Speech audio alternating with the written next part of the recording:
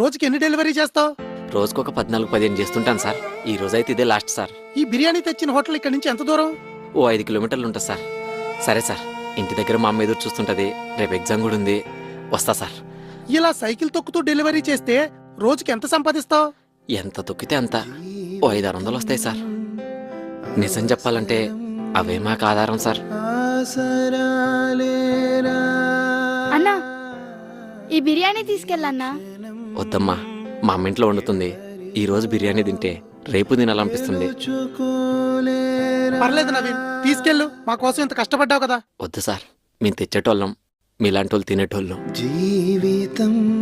Sir, కొంచెం rating ఇవ్వండి sir.